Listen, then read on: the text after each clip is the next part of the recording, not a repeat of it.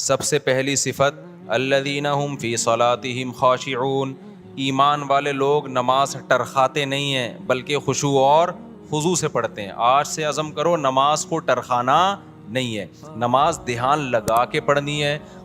خوب سمجھ لو، نماز میں دھیان لگانے کی کوشش کرنا تو ضروری ہے، دھیان کا لگنا فرض نہیں ہے. کیونکہ وہمی لوگ پھر ٹینشن میں آتے ہیں، ابے دماغ ہی نہیں لگ رہا، دماغ ادھر ادھر گھوم رہا ہے، یار یہ کیا. ابے چھوڑو، تمہارے ذمے جو اللہ نے کام لگایا تم وہ کرو، لگانے کی کوشش کرو، لگ جائے ٹھیک ہے، نہیں لگے تو اللہ کیا کرے گا؟ قبول کر لے گا. زیادہ ٹینشن نہیں لو. سمجھتے ہو کہ نہیں سمجھتے؟ تو اپنا کام ہے غلاموں کی طرح، جو کام لگایا نا وہ کرو کام. ایک صاحب مجھے کہنے لگے میرا مزہ ہی نہیں آ رہا نماز میں، مزہ ہی نہیں آ رہا. میں نے کہا اچھا تم مجھے بتاؤ، تمہارا باس تمہیں کوئی کام کہتا ہے کہ یہ چیک جا کے نا بینک سے کیش کرا کے لے آ، آپ کہتے ہو یار مزہ ہی نہیں آ رہا. بھائی ویڈیو نہیں بنائے، لکھا ہوا ہے نا. آپ کہتے ہو یار مزہ ہی نہیں آ رہا. میں گیا، وہ فیلنگ ہی نہیں ہو رہی کہ باس کی خدمت کر رہا ہوں، وہ ثواب مل رہا ہے یا پیسے ملیں گے تنخواہ، وہ فیلنگز ہی پیدا نہیں ہو رہی. اب آپ گئے اور چیک کے بغیر واپس آ گئے. سر وہ اصل میں ایکچولی جو موٹیویشن چاہیے نا جو کام کرنے کے لیے، وہ موٹیویشن نہیں مل رہی. وہ ایک تھپڑ لگائے گا کھینچ کے آپ کو، بولے گا تیرے کو جو کام دیا تھا وہ تو نے کیا کہ نہیں کیا، فیلنگ ویلنگ گئی تیل لینے.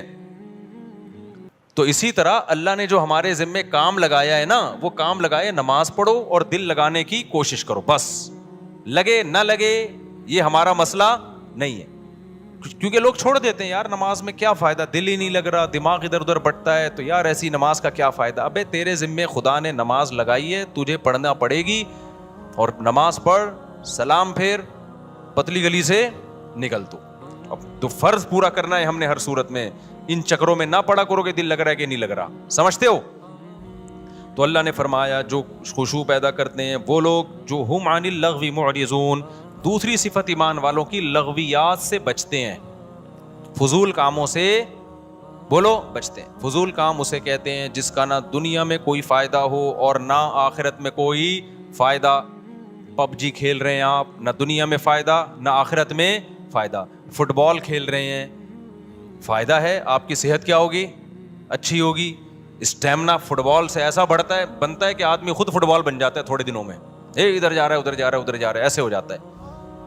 بشرطے کہ کپڑے پورے پہنے ہوئے ہوں، 2-3 اسٹیکر نہ چپکائے ہوئے ہوں باڈی پہ، ٹھیک ہے نا، پراپر ڈریس میں. فٹ بال ایک ایسی چیز ہے آخرت کا ہو، اگر نیت اچھی ہوگی تو آخرت کا بھی فائدہ ہوگا کہ میں صحت بنا رہا ہوں تاکہ میں اللہ کی عبادت کر سکوں، لوگوں کے کام آ سکوں، تو آخرت کو بھی فائدہ. نیت نہیں ہے تو کم از کم دنیا کو تو فائدہ ہوگا نا، آپ کی دنیا سنورے گی. اب یہ جو رمضان میں راتوں کو لڑکے کرکٹ کھیل رہے ہیں، میرا ایک بیان بڑا چل رہا ہے، اس سے لڑکوں کو بڑی موٹیویشن ملی ہے کہ اور کھیلو رات میں. وہ بیان میں نے اس پہ نہیں کیا کہ اب اس پہ کلپ بنانا لازمی کہ پوری بات بتانا. وہ بیان میں نے اس پہ نہیں کیا ہے کہ کھیلو، بلکہ میں نے ایک تھوڑی سی تعریف کی ہے. چلو یار پب جی سے کیا ہے، اچھا ہے، چلو دن سو کے گزار لیتے ہیں، روزہ تو رکھ لیتے ہیں نا، تو some thing is better than nothing.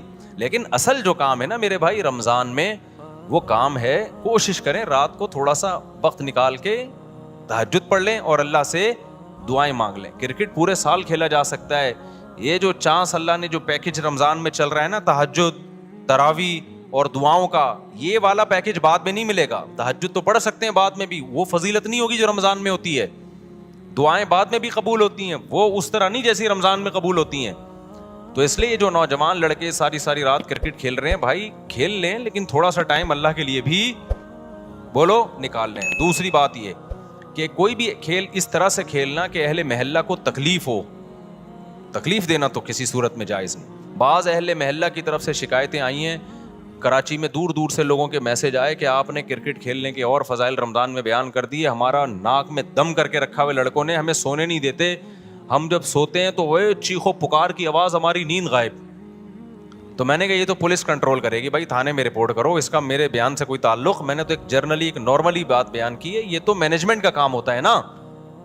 دیکھو امریکہ میں، لندن میں، پورے یورپ میں آپ نے تیز آواز سے گانے لگا دیے نا تو پڑوسی نہیں آ کو آپ کہے گا کہ بند کرو، پڑوسی پولیس کو فون کرے گا، پولیس آئے گی بولے گی بھائی اس کو کیا کر لے، آہستہ کر آواز، اپنے گھر کے اندر سن، محلوں کو کیوں سنا رہا ہے. تو ہمارے یہاں مینجمنٹ ہی نہیں ہے.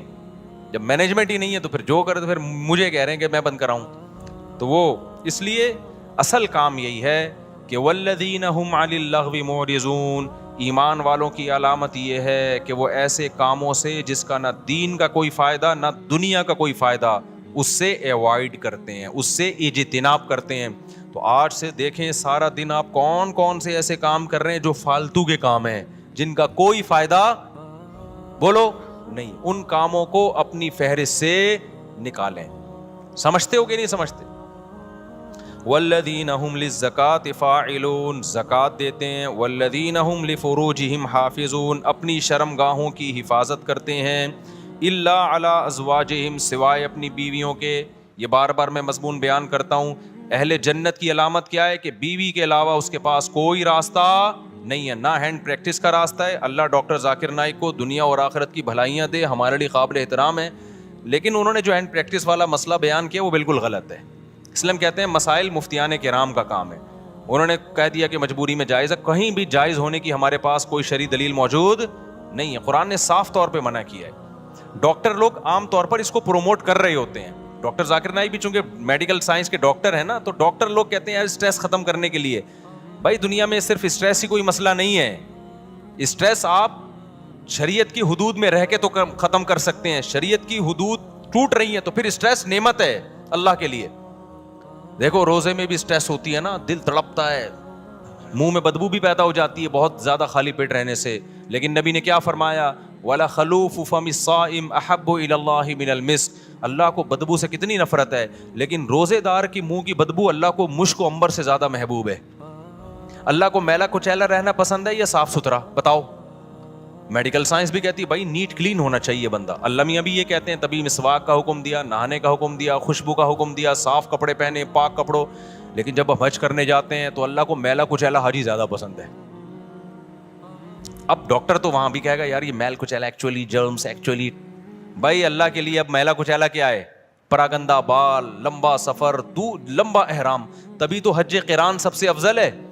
ایک ہی احرام میں حج بھی کرو اور اسی احرام میں عمرہ بھی کرو, تاکہ احرام لمبا ہو جائے. کیونکہ جتنا احرام لمبا ہوگا خوشبو نہیں لگا سکتے آپ, بال نہیں کاٹ سکتے, کنگھا نہیں کر سکتے. تو دیکھو لو جو لمبے حج کرتے ہیں نا, احرام یہیں سے باندھ کے جاتے ہیں, تھوڑے دنوں میں ایسا لگ رہا ہوتا ہے مریخ سے آئے ہوئے ہیں, یہ کہیں پتہ نہیں کہاں سے آئے بندہ. تو اللہ کو یہی پسند ہے, حاجی ایسے ہی پسند ہے. نہانے کی اجازت ہے حج میں, صابن نہیں لگاؤ, خوشبو نہیں لگا سکتے. تو بس اللہ کا ایک نظام ہے, نارمل روٹین سے اللہ نے حاجی کو کیا کر دیا؟ ہٹا دیا اللہ تعالیٰ نے. اسلام میں بال رکھنے کا حکم ہے, کیونکہ حدیث میں آتا ہے اللہ جمیل ہے, جمال کو پسند کرتا ہے. تو بالوں میں کیا ہے؟ جمال. یہی وجہ ہمارے نبی بال رکھتے تھے, بڑے بال تھے آپ صلی اللہ علیہ وسلم کے. لیکن حج میں کیا ہے؟ بولو, بال کٹا دو. اچھا مجھے لوگ کہہ رہے ہیں آپ کے کیوں ہیں, اب تو عمرہ کیا آپ نے. ایک صاحب کہنے لگے اس پہ تو 6 عمرے اور ہو سکتے ہیں, اتنے بڑے بال ہیں. تو بھائی میں نے کہا قصر بھی تو ہے نا, ہم نے ٹرین کئی دفعہ کرا لی, اب کیا ہے, قصر بھی سنت ہے, وہ بھی ٹھیک ہے. تو بہرحال بڑے بالوں میں زینت ہے, لیکن حج میں کیا ہوتا ہے؟ دہشت گردی کا جڑ سے خاتمہ. تو بس وہ اللہ کا حکم ہے کہ یار میرے حکم کو فالو کرتے ہو کہ نہیں کرتے. تو اسی طرح آپ کو جتنی مرضی ٹینشن ہو, اس ٹینشن کو ختم کرنے کے لیے ہینڈ پریکٹس کی آپ کو اجازت بولو نہیں ہے. اس کا ختم کرنے کا ایک ہی طریقہ ہے, نکاح کر لو جا کے. مجبور ہو کے کرو گے, کسی کا بھلا تو ہو جائے گا نا, کسی کی بچی کا, کسی عورت کو ٹھکانہ تو مل جائے گا نا. تو اس لیے ڈاکٹر ذاکر نائک بہت قابل احترام, اللہ بہت دین کا کام لے رہا ہے, مگر یہ مسئلہ بالکل صحیح نہیں بیان کیا. ایک تو 3 طلاق کا مسئلہ بھی انہوں نے غلط بیان کیا, وہ بعد میں اب ان کی رائے ویسی رہی بھی نہیں ہے, اس میں لچک پیدا ہو گئی ہے. تو لوگوں نے بہت دفعہ ایسا کیا, 3 طلاقیں دے کے جی ڈاکٹر ذاکر نائک کا کلپ آیا تو بیویوں کو رکھ لیا. میں نے بار بار بتایا یہ حرام ہے. 3 طلاق قرآن نے بیان کیا, حدیث نے بیان کیا, صحابہ کا اجماع ہے, 3 ہوتی ہیں, بیوی حلال نہیں ہوگی. خدا کے غضب کو مت دعوت دو. ڈاکٹر ذاکر نائک قابل احترام ہے, لیکن ابو حنیفہ سے زیادہ علم نہیں ہے ان کے پاس, امام شافعی سے زیادہ علم نہیں ہے, امام مالک سے زیادہ علم نہیں ہے, احمد بن حنبل سے زیادہ علم نہیں ہے. ڈاکٹر ذاکر نائک بخاری کے حوالے دے رہے ہیں اور احمد بن حنبل بخاری کے استاذ ہیں. سمجھ میں آ رہی ہے بات کہ نہیں آ رہی؟ امام بخاری کے استاذ ہیں احمد بن حنبل, امام شافعی احمد بن حنبل کے استاذ ہیں, امام محمد امام شافعی کے استاذ ہیں, امام ابو حنیفہ امام محمد کے استاذ ہیں, اور امام مالک بقیہ 3 اماموں کے استاذ ہیں. اور یہ تابعین تبع تابعین کے دور کے لوگ ہیں. پوری امت نے ان پہ اعتماد کیا ہے, اور اس وقت اعتماد کیا ہے جب یہ 2 نمبریاں نہیں تھیں, اس طرح کے منجن نہیں بک رہے تھے مارکیٹ میں. نیک لوگ تھے, پرہیزگار لوگ تھے, وہ خود صاحب علم تھے. اس وقت جن لوگوں پر اعتماد کیا گیا نا, تو مسائل میں وہ لوگ زیادہ قابل اعتماد ہیں. آج کے اسکالرز کی ہر بات نہیں لی جائے گی. سمجھتے ہو کہ نہیں سمجھتے ہو؟ تو اچھا میرے بھائی ہم چلتے ہیں آگے. اچھا ڈاکٹر ذاکر نائک بیچارے انہیں وہ مسائل بتانا بھی چھوڑ دیں, لیکن پبلک نے ان کو چھوڑا نہیں. جب بھی کوئی جاتا ہے حضرت آپ مسائل نہ بتایا کریں, وہ کہتے ہیں بھائی میں نہیں بتاتا یار. وہ ایک دفعہ شکایت کر رہے تھے کہ جو آتا ہے نا ایک ہی بات لے کے آتا ہے. تو اس لیے کہیں میرا پیغام جا رہا ہے نا لوگوں تک, کوئی ڈاکٹر صاحب سے ملنے کے لیے جائے نا تو کائنڈلی یہ والی بات ان سے نہ کرے. جائے تمیز سے ملاقات کرے, سلام دعا کرے, اور ان کے ادارے کے لیے کوئی تعاون کرنا ہے تو تعاون کرے, اور پتلی گلی سے آ جائے. جو جا رہا ہے کہ حضرت آپ نے وہ مسئلہ بیان کیا تو وہ مسئلہ بیان کیا, وہ کہہ رہے بھائی مجھے چھوڑ دو یار میرے حال پہ, چلو آگے میرے بھائی. جو کام وہ کر رہے ہیں اس میں ان کے ساتھ تعاون بھرپور طریقے سے کرنا چاہیے. جس غیر مسلموں کو دعوت دینا, کتنے لوگوں کو مسلمان کر لیا, اور کتنا قطر کی گورنمنٹ نے بھی بلایا نا. لوگ پہلے کہتے تھے کہ اسلام تلوار سے پھیلا ہے, اب لوگ کہیں گے اسلام فٹ بال سے پھیلا ہے. پہلے مشہور تھا کہ اسلام کس سے پھیلا ہے؟ تلوار سے. علماء نے بتایا نہیں جی اخلاق سے پھیلا ہے. اب نہ اخلاق سے پھیلا ہے نہ تلوار سے پھیلا ہے. اسلام کس سے پھیلا ہے؟ فٹ بال سے. قطر میں فٹ بال کا ٹورنامنٹ ہوا نا, پتہ نہیں کتنے لوگ مسلمان ہو گئے ڈاکٹر ذاکر نائک کے ہاتھ پہ. تو اس چیز میں ان کے ساتھ بھرپور تعاون کرنا چاہیے, اور ہر وقت جا کے طنز کرنا, طعنے کرنا, یہ چیز بالکل بھی مناسب نہیں. چلو میرے بھائی ہم آگے چلتے ہیں. تو اللہ میاں نے یہاں پر بتایا کہ اپنی شرمگاہوں کی حفاظت کرتے ہیں, یعنی اپنی خواہش پوری نہیں کرتے سوائے اپنی بیویاں اور باندیوں سے. باندیوں کا سیٹ اپ آج کل کیا ہو گیا ہے؟ ختم. بین الاقوامی معاہدہ ہے, اب کوئی کسی کو باندی نہیں بنا سکتا. کوئی عورت آ کے باندی بننا بھی چاہے نا کہ میں آج سے آپ کی غلام ہوں, لونڈی ہوں, نہیں ہو سکتا. یہ سمجھتے ہو اسلام نے آزاد عورت کو یہ رائٹ ہی نہیں دیا کہ وہ کسی کی باندی بن جائے. وہ صرف جنگوں میں قید ہوا کرتی تھی, اور پوری دنیا میں یہ تھا کہ یہ معاہدہ تھا. اب وہ پوری دنیا میں معاہدہ ہو گیا ہے کہ اب جنگوں میں جو قید ہوگی وہ باندی نہیں بنے گی. تو اسلام نے معاہدے کی پابندی کا حکم دیا ہے. سمجھتے ہو, کیونکہ اسلام میں کوئی لازمی حکم نہیں تھا باندی بناؤ. تو اس لیے اب آپ کے پاس ایک ہی آپشن رہ گیا ہے. وہ آپشن کیا رہ گیا ہے؟ بیوی. تو 4 شادیوں کی اتفاق سے اللہ نے اجازت دی ہوئی ہے. وہ مجھے نہیں برا بلا کہا کروں, وہ اللہ نے دی ہوئی ہے عدل کی شرط کے ساتھ, حقوق کی برابری کے ساتھ. تو وہ آپ اگر کرنا چاہیں تو میری طرف سے مجھے کوئی شکایت آپ سے بالکل بھی نہیں ہوگی. مجھے, میں کون ہوتا ہوں؟ اللہ کو نہیں ہوگی. جب اللہ کو نہیں ہوگی تو سوسائٹی گئی تیل لیں, سوسائٹی کی ایسی کی تیسی. اچھا میرے بھائی ایسی کی تیسی کا وہ بنا لینا. آگے اللہ تعالیٰ فرماتے ہیں والذین هم لاماناتہم وعہدہم راعون. یہ بہت اہم آیت ہے یار, یہ بہت اہم آیت ہے. کاش یہ چیز مسلمانوں میں آ جائے. امانتوں اور معاہدوں کی پابندی, ایگریمنٹ کی بولو پابندی. امانت کا مطلب کوئی بھی عہدہ آپ کو دیا گیا ہے, آپ پہ اعتماد کر کے آپ اس کو ذمہ داری سے پورا کریں. آپ نے جب کسی سے کوئی ایگریمنٹ کر لیا, اسٹیٹ ایجنٹ کتنے 2 نمبر ہوتے ہیں سوائے ان کے جو میرا بیان سن رہے ہیں. کل میرے پاس کیس آیا, جمعے کو, چند دن پہلے جمعے کو کیس آیا. کتنے ایڈوانس میں دے دیا, سودا بک ہو گیا. اب کسٹمر کو, ویسے تو اسٹیٹ ایجنٹ الو بنا رہے ہوتے ہیں, کسٹمر بھی بنا رہے ہوتے ہیں. اب کیا ہے کہ جی دوسرا زیادہ اچھا مل گیا تو ادھر سے زبان چینج کر کے اس سے معاملہ کرنا شروع کر دیا. بہت 2 نمبریاں ہو رہی ہیں. پیسوں کے معاملے میں مسلمان سیدھا نہیں ہے. اسٹیٹ ایجنٹ کیا کرتا ہے, آپ سے پیسے لیے, کوئی اچھا پلاٹ ملے گا آپ کو دوں گا, اچھا ملے نا تو نیت چین, ابے اس کو کیوں دوں, خود نہ رکھ لوں میں. حالانکہ معاہدہ کس سے ہوا تھا؟ آپ سے معاہدہ ہوا تھا. 2 نمبریاں ادھر سے گھسیٹو ادھر سے گھسیٹو. آپ نے جب مالک مکان سے گھر لیا کرائے پر, آپ نے معاہدہ یہ کیا تھا 1 سے لے کے 5 تاریخ تک میں کرایہ, عام طور پہ 5 تک دے دیا جاتا ہے. آپ نہیں دے رہے 5 تاریخ کو کرایہ. اس کا فون آ رہا ہے, بھائی کرایہ کیوں نہیں دیا؟ آپ چلو اب دے دیتا ہوں میں. معاہدہ تو توڑ دیا نا آپ نے, معاہدہ 5 کا ہوا تھا. اب وہ کال کر کے کیوں بتا رہا ہے آپ کو؟ نہیں آئی بات. جو کام آپ کا تھا وہ کیوں, بیت الخلا جب جانا ہوتا ہے دوسرا بتا رہا ہوتا ہے, سر آپ 24 گھنٹے ہو گئے ابھی تک واش روم نہیں گئے, کائنڈلی اب آپ چلے جائیں. آپ کی ضرورت ہے نا واش روم. جب آپ کو تقاضا ہوتا ہے آپ کسی سے مشورہ لیتے ہو, یا ڈاکٹر کہے گا فوراً جاتے ہو. تو یہ جو آپ کا ایگریمنٹ ہوا نا کہ گھر میں استعمال کروں گا اور کرایہ میں اتنے دن دوں گا, اتنے دن تک دے دوں گا, تو اب جب اتنے دن گزر گئے تو یہ ذمہ داری کس کی ہے؟ آپ گنہگار ہو رہے ہو. آپ گناہگار ہو رہے ہو, آپ کو دینا پڑے گا اس کو, اس کے کال کیے بغیر. سمجھتے ہو کہ نہیں سمجھتے ہو؟ آپ کسی اسکول میں ٹیچر ہو, آپ کا ایگریمنٹ ہوا تھا کہ آپ بچوں کو پڑھاؤ گے اور تنخواہ لو گے, آپ پڑھا رہے نہیں ہو, تنخواہ پوری لے رہے ہو, یہ معاہدے کی خلاف ورزی ہے یا نہیں ہے؟ کسی سیاستدان نے ووٹ لیے اس بیس پہ کہ میں یہ کروں گا, میں یہ کروں گا, ووٹ لے کے جیت گیا, اب نہ یہ کر رہا ہے نہ وہ کر رہا ہے, پوری قوم اس میں مبتلا ہے, کوئی بھی مستثنا نہیں ہے. تو یہ بہت بڑا المیہ ہے, بہت بڑا المیہ ہے. تو معاہدوں کی پاسداری کرنی پڑے گی آپ کو, مذہب کا حکم ہے. والذین هم علی صلواتہم یحافظون, اور وہ لوگ اپنی نمازوں کی حفاظت کرتے ہیں. نماز کو اللہ نے 2 دفعہ ذکر کیا, پہلے کہا خشوع خضوع سے پڑھتے ہیں, اب کہا کیا کرتے ہیں؟ حفاظت. حفاظت کا مطلب پتہ ہے کیا ہے؟ ٹائم پہ پڑھنا, کیونکہ ٹائم گزار دیا تو ضائع کر دیا آپ نے, ٹائم گزار دیا تو کیا کر دیا؟ ضائع کر دیا. انہی آیتوں کی وجہ سے امام ابو حنیفہ سفر میں 2 نمازیں اکٹھی پڑھنے کے قائل نہیں ہیں, کیونکہ قرآن کہہ رہا ہے کہ اپنی نمازوں کی حفاظت. حفاظت کا مطلب کیا ہے؟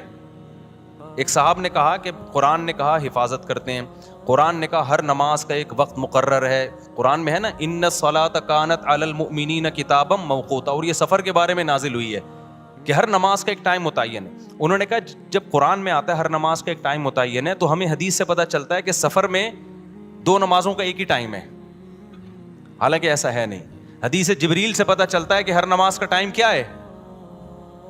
ہر نماز کا ایک متعین ٹائم ہے. حدیث جبریل سے پتہ چلتا ہے ظہر یہاں تک, عصر یہاں تک, عصر سے مغرب کا ٹائم, پھر مغرب سے عشاء. حدیث جبریل مشہور حدیث ہے, اس سے پتہ چلتا ہے.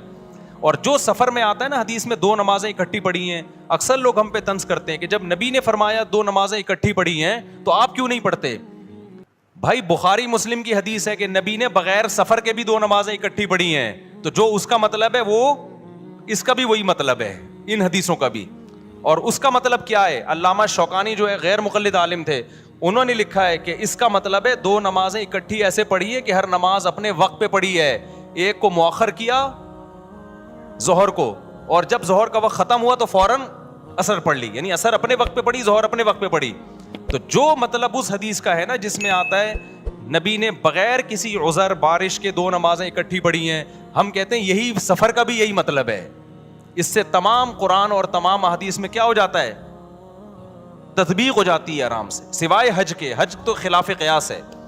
تو یہ جو آج کل اتنا زیادہ رواج ہو گیا ہے نبی کہ بھائی جاؤ, جب بھی لوگ جاتے ہیں سفر میں, بعض تو گھر میں ہی پڑھ لیتے ہیں اکٹھی, تو کوئی کسی فقہ کو فالو کر رہا ہے, ہمیں اس پہ اعتراض نہیں ہے. لیکن آپ یہ کہنا کہ ہمیں قرآن و حدیث کا پتہ ہے اور احناف کو قرآن و حدیث کا نہیں پتہ, یہ آپ کبھی بیٹھو تو ہم بتائیں کہ اللہ کا شکر ہے ہمیں جتنا پتہ ہے شاید آپ سے زیادہ ہی پتہ ہو, آپ سے کم پتہ نہیں ہے. تو یہ آخری بات, یہ چونکہ موضوع چل گیا ہے تو بس 1 منٹ میں اس بحث کو سمیٹتا ہوں. دیکھو قرآن مجید متواتر ہے, اس کا ایک ایک لفظ من جانب اللہ ہے, اس میں ایک حرف میں بھی تحریف نہیں ہوئی ہے. قرآن جگہ جگہ کہتا ہے ایمان والے اپنی نمازوں کی حفاظت کرتے ہیں, جگہ جگہ کہتا ہے, بار بار کہتا ہے. اور حدیث جبریل سے پتہ چلتا ہے کہ ہر نماز کا ایک ٹائم متعین ہے, اس میں سفر اور حضر میں نبی نے کوئی فرق نہیں بیان کیا. تو ہم یہ کہتے ہیں کہ جو متواتر ہے نا اس کے خلاف جب کوئی اتنی مضبوط دلیل ہوگی جو اسی جیسی ہوگی تو پھر تو مانی جائے گی, نہیں ہوگی تو اس میں تعویل کی جائے گی. تو قرآن کے مقابلے میں جو احادیث ہیں جن میں آتا ہے کہ 2 نمازیں اکٹھی پڑھی جائیں, ان کے بارے میں خوب سمجھ لو, یا تو وہ واضح نہیں ہے کہ اکٹھی کا مطلب کیا ہے, قضا کر کے پڑھی ہے یا قضا کیے بغیر پڑھی ہے, وہ واضح نہیں ہے. بلکہ صحیح حدیث سے پتہ چلتا ہے کہ اس طرح پڑھی ہے کہ ظہر کو عصر کے قریب اور عصر کو مقدم, یہ صحیح حدیث سے ہی پتہ چلتا ہے. میں انشاءاللہ اس پہ پورے حوالوں کے ساتھ ایک کلپ ریکارڈ کرواؤں گا, ابھی تو میں اس بیان کے لیے بیٹھا نہیں ہوں یہاں پہ. تو وہ احادیث جن میں آتا ہے 2 نمازیں اکٹھی پڑھی ہیں وہ واضح نہیں ہے, اور جو واضح ہیں وہ صحیح نہیں ہے, ان کی سند پہ کلام ہے. بات آ رہی ہے سمجھ میں؟ کوئی ایک ایسی حدیث نہیں ہے جس میں آتا ہو کہ نبی نے ظہر کو باقاعدہ قضا کر کے عصر کے وقت میں پڑھا ہے. اتنی واضح حدیث ہو اور بے غبار سند بھی ہو اس کی, ایسی کوئی حدیث نہیں ہے. اگر حدیث بے واضح ہے تو سند بے غبار نہیں ہے, اور اگر سند صحیح ہے تو حدیث کا مفہوم واضح نہیں ہے. اور ویسے بھی کامن سینس کی بات ہے کہ اللہ تعالیٰ نے جو سفر میں 4 کی 2 کی ہیں, وہ 2 اسی لیے تو کی ہیں کہ ٹائم پہ ہو جائیں. آپ کے پاس یہ عذر نہ ہو کہ جی مجھے ٹائم نہیں ملا, وہ ٹائم بچانے کے لیے ہی تو ہیں. جب آپ کو کوئی سہولت دی جاتی ہے اس لیے دی جاتی ہے نا کہ کام ہو جائے, اس لیے تھوڑی دی جاتی ہے کہ اس کو ڈیلے کر دیں آپ. تو اس میں میرا مقصد دوسرے لوگوں پہ طنز کرنا نہیں ہے, لیکن میرا مقصد یہ کہ آپ جس فقہ کو فالو کر رہے ہیں نا قرآن و سنت کی روشنی میں, اس میں 2 نمازیں اکٹھی پڑھنے کے جو احناف کے ہاں مطلب ہے کہ جمع بین الصلاتین کا مطلب کیا ہے, وہ مطلب قرآن و حدیث سے بہت زیادہ مزین ہے, بہت مدلل ہے وہ مطلب. اور ویسے بھی جو سفر میں بھی آپ نے جمع سوری کی ہے, جس کو جمع سوری کہتے ہیں کہ ظہر اور عصر کے قریب قریب پڑھا ہے, یہ بھی بہت کم کیا ہے. جبکہ ہم اہل حدیث حضرات کو دیکھتے ہیں ہر سفر میں یہ کر رہے ہوتے ہیں, وہ یعنی خود حدیث پر بھی اس طرح عمل نہیں کر رہے ہوتے جو ان کی اپنی رائے ہے. آپ دیکھ لو تو لوگوں نے عام شروع کر دیا ہے, جب بھی جائیں گے ظہر. اب تو یہاں تک شروع ہو گیا ہے کہ سفر ابھی شروع ہونے والا تھا, ابھی شروع نہیں ہوا ہے, گھر میں ہی ظہر اکٹھی پڑی اور نکل گئے, اور حوالہ دیتے حضرت مولانا فلاں کرتے ہیں, حضرت مولانا فلاں کرتے ہیں. بھائی جتنا بھی بڑا مولانا ہو ابو حنیفہ کی خاک کے برابر بھی نہیں ہے, ان کی کوئی حیثیت نہیں ہے ان واعظین کی اور آج کے مولویوں کی. تو ہم ابو حنیفہ کی بات کو قرآن و حدیث پہ ہرگز ترجیح نہیں دے رہے, ہم ابو حنیفہ کی فہم کو آج کے اسکالرز کی فہم پہ ترجیح دے رہے ہیں. سمجھتے ہو کہ نہیں سمجھتے ہو؟ چلو آگے. تو اس لیے یہاں بھی قرآن کہہ رہے اپنی نمازوں کی حفاظت. یہی وجہ دیکھو فجر اور ظہر کو نہیں جمع کیا گیا, کیوں؟ دونوں کا ٹائم آپس میں ملتا نہیں ہے, دونوں کا ٹائم نہیں مل رہا آپس میں. آگے چلتے ہیں ہم. اولئک ھم الوارثون, جو اپنی نمازوں کی حفاظت کرتے ہیں, اللہ فرماتے ہیں یہی لوگ وارث ہیں. کس چیز کے وارث ہیں؟ کیا ملے گا, کیا انعام ملے گا؟ بھائی اللہ کتنے پیسے دے گا ان لوگوں کو جو معاہدوں کی پابندی کرتے ہیں, ان لوگوں کو جو فضولیات سے بچتے ہیں, ان لوگوں کو جو اپنی شرمگاہوں کی حفاظت کرتے ہیں, ان لوگوں کو جو اپنی امانتوں اور معاہدوں کی پابندی کرتے ہیں. تو اللہ کی طرف سے ان کو کیا ملے گا؟ سوال پیدا ہوتا ہے کہ نہیں ہوتا؟ اللہ فرماتے ہیں میں بتاتا ہوں کیا ملے گا. الذین یرثون الفردوس, یہ وہ لوگ ہیں جو جنت الفردوس کے وارث بنیں گے. کہاں جائیں گے؟ ایسے باغات میں جن کے نیچے نہریں بہتی ہیں. کتنا قرآن میں اللہ نے جنت کا نقشہ بیان کیا ہے, کتنا زیادہ بیان کیا ہے. ہم سمجھتے ہیں کہ یہ اللہ کے معاذ اللہ سیاسی باتیں ہیں. ومن اصدق من اللہ قیلا, اللہ کہتے ہیں اللہ سے زیادہ سچی بات کوئی نہیں کر سکتا. تو میرے بھائی دکھا دے نا اللہ, تو سارے نیک پرہیزگار بن جائیں. اللہ نے کیا کیا ہے؟ چھپا دیا, تو چھپا ہوا ہے, اس لیے ہم جیسے لوگ مارکیٹ میں گھوم رہے ہیں. آگے اللہ فرماتے ہیں اس میں پھر اور بہت سارے حکام ہیں, وقت بہت کم ہے. آگے میں نے سورہ نور بھی تھوڑی سی بیان کرنی ہے. سورہ نور میں اللہ نے بہت سارے حکام دیے, 5 منٹ میں جلدی جلدی. پہلا حکم اللہ نے یہ دیا, الزانیۃ والزانی فاجلدوا کل واحدۃ منہما مئۃ جلدہ, کل واحد منہما مئۃ جلدہ. جو زنا کرنے والا مرد اور زنا کرنے والی عورت, حکومت کو خطاب ہے کہ ان کو چوک میں لے کر آؤ اور دونوں کی پشتوں پہ 100 کوڑے مارو. اے اللہ چھپڑ میں بند کمرے میں نا. وَلْيَشْهَدْ عَذَابَهُمَا طَائِفَةٌ مِّنَ الْمُؤْمِنِينَ, پوری ایک مسلمانوں کی پبلک دیکھ رہی ہو ان کم بختوں کو. آج لڑکا فخر سے بتا رہا ہوتا ہے یہ میری گرل فرینڈ ہے, اور آج کے دور میں گرل فرینڈ کا مطلب کیا ہے؟ یہ بھی بدکار, منہ کالا کرنے والی, اور میں بھی اس کے ساتھ منہ کالا کرنے والا بدکار. اتنا گندا غلیظ جرم, اور دوستوں کو فخر سے بتا رہا ہوتا ہے کہ میری گرل فرینڈ ہے یہ.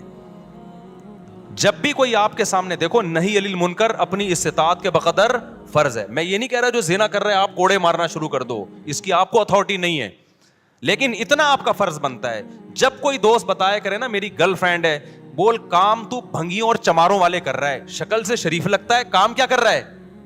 بھنگیوں چمارے والے, اور تھوڑے دن میں تیری شکل بھی بھنگیوں اور چماروں جیسی ہونے والی ہے. سمجھتے ہو کہ نہیں سمجھتے؟ بہت گندا غلیظ عمل ہے. قرآن کیا کہہ رہے ہیں؟ ان دونوں کو کھڑا کر کے کیا کرو؟ بے غیرتوں کو 100 کوڑے مارو چوک پہ. یہ غیر مسلموں کا کام ہے بھائی, مسلمانوں کے نہیں ہے.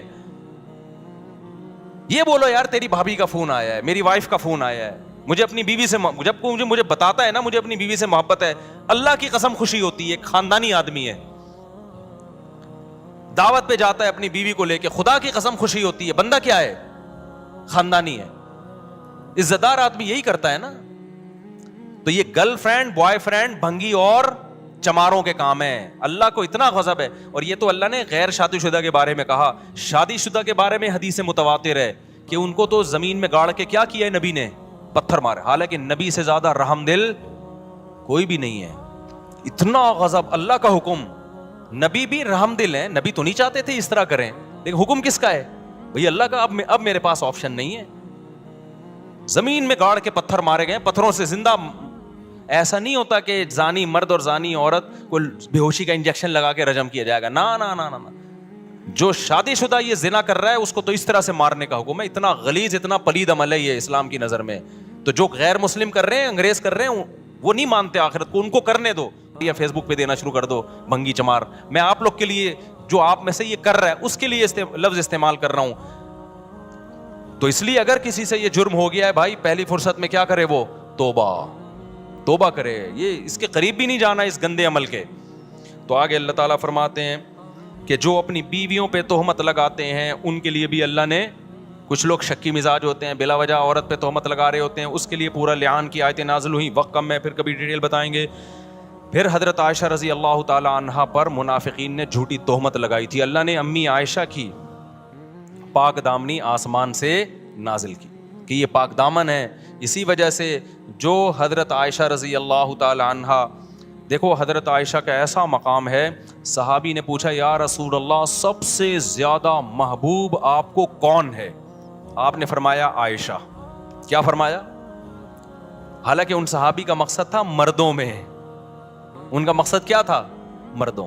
لیکن نبی کو ایک دم ذہن کس کی طرف گیا, عائشہ. تبھی بعض تابعین جب حدیث بیان کرتے نا تو جیسے آتا نا ان عائشہ رضی اللہ عنہا, حضرت عائشہ سے نا نا نا نا, وہ کہتے حبی رسول اللہ, نبی کی جو چہیتی تھیں, سب سے محبوبہ تھیں عائشہ, ان سے یہ حدیث مروی ہے. وہ یہ لقب لگایا کرتے تھے. تو آپ نے کیا فرمایا, سب سے محبوب کون ہے, عائشہ. تو ان صحابی نے کہا مردوں میں. فرمایا ابوہا. یہ بھی نہیں کہا کہ ابو بکر, نہیں آئی بات میرا خیال ہے. فرمایا عائشہ کا باپ. تو نام یہاں بھی کس کا استعمال کر رہے ہیں, عائشہ. تو حضرت عائشہ کی فضیلت اس سے اور زیادہ بڑھ گئی کہ عائشہ بھی محبوب اور عائشہ کا کے والد بھی محبوب.